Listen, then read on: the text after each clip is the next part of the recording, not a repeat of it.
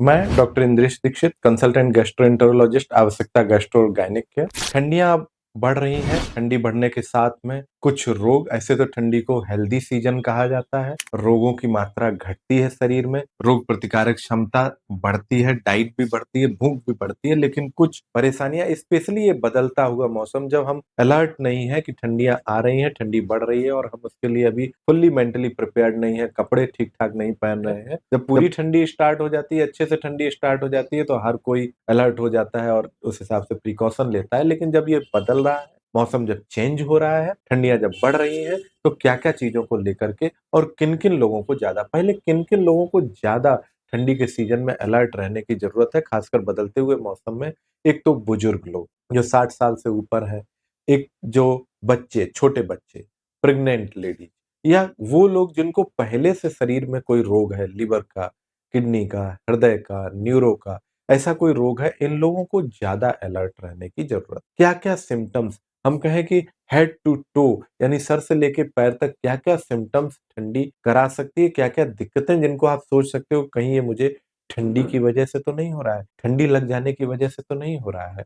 चक्कर आना, अक्सर ठंडी स्टार्ट होते ही कुछ लोगों को चक्कर आने चालू होते हैं, और खासकर पोजिशनल, यानी उठ रहे हैं, बैठ रहे हैं और चक्कर आ रहे हैं। कुछ लोगों को ठंडी लगने के साथ में शरीर में दर्द रहना, थकान रहना, थकान का अत्यधिक बढ़ जाना, मांसपेशियों में दर्द का बढ़ जाना, और कभी-कभी तो चेस्ट पेन, ऐसा चेस्ट पेन जो कार्डियक नहीं होता है, जो लंग्स की वजह से नहीं होता है, सिर्फ मांसपेशियों की दर्द की वजह से चेस्ट पेन, चेस्ट में भारीपन बढ़ जाता है। पेट के क्या-क्या सिम्पटम्स परेशान कर सकते हैं? पेट के सिम्पटम्स के तौर पे आपको डायरिया स्टार्ट हो सकता है, कोल्ड डायरिया जिस शब्द को कहते हैं। कभी-कभी पेट में भारीपन बढ़ जाता है, अपच की समस्या बढ़ जाती है, कभी-कभी गैस बढ़ जाती है, और कभी-कभी पेट दर्द ठंडी के सीजन में ठंडी लग जाने की वजह से, प्रॉपर ध्यान न रखने की वजह से हो सकता है। कभी-कभी ठंडा देखिए बुखार आना, कभी-कभी कपकपी लगना, अत्यधिक फीवर हो जाना, कभी-कभी यूरिन में इन्फेक्शंस हो जाना, और बुजुर्गों में थोड़ा-सा ध्यान न देने या छोटे बच्चों में ध्यान न देने से हाइपोथर्मिया, यानी कि कभी-कभी इतना टेम्परेचर बॉडी का घट जाता है कि शरीर ठीक से, ब्रेन और शरीर ठीक से काम करना कम कर देता है।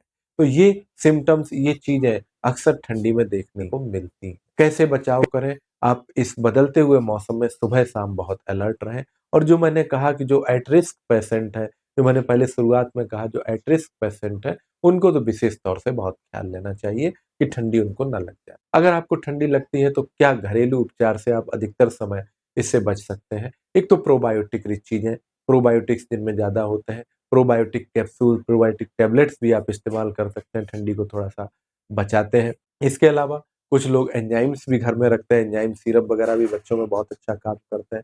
इसके अलावा डाइट में अजवाइन, मेथी, इसके अलावा आपके सूप, वेजिटेबल सूप, गुनगुना काढ़ा, जैसे अदरक, काली मिर्च और इससे बनाया हुआ काढ़ा, वेजिटेबल सूप, ये सब चीज़ें, और गुनगुनी भोजन, यानी कि हल्का-सा गुनगुना भोजन और गुनगुना पानी आपके शरीर को ठंडी से बचाता भी है, और ठंडी लग जाने के बाद में शरीर को थोड़ी ऊर्जा भी देता है, और धीरे-धीरे रिकवरी भी होती है। आप ठंडी से बचने के लिए या ठंडी लग जाने के बाद में हमेशा वार्मर थोड़ा-सा इस्तेमाल करें, वार्मर के आस-पास रहें, या कुछ आग, अंगीठी, गैस, इसके आस-पास थोड़ा-सा रहें। धूप, यानी 12 बजे के आस-पास जब ठंडी हवाएँ कम होती हैं दिन में, उस समय थोड़ा-सा धूप लें और शरीर को थोड़ा सिकाई करें, और हमेशा गर्म कपड़ों से, जब आपको ठंडी लगी तो स्पेशली पूरे दिन, भले थोड़ी-सी आपको डिस्कम्फर्ट हो, लेकिन पूरे दिन भी आप ठंडी के कपड़े पहने रहें। तो ये कुछ बेसिक बेसिक से उपाय आपको ठंडी से बचा भी सकते हैं, और ठंडी लग जाने के बाद भी आपके शरीर को थोड़ी-सी फिर से स्फूर्ति में लाने में, फिर से आपको रूटीन दिनचर्या में लाने में मदद कर सकते हैं। फिर भी यदि आपको आराम नहीं होता है, आपको परेशानियाँ बनी रहती हैं, तो ज़रूर नज़दीकी डॉक्टर से संपर्क करें और इस समस्या से तुरंत निजात पाएँ। मैं doctor Indresh Dixit, consultant gastroenterologist के तौर पर आवश्यकता गैस्ट्रो और गायनिक केयर पर उपलब्ध हूँ। यदि आप ठंडी के सीजन में पेट संबंधी किसी समस्या से परेशानी महसूस कर रहे हैं, तो आप मुझसे मिल सकते हैं, समाधान ले सकते हैं। Thank you.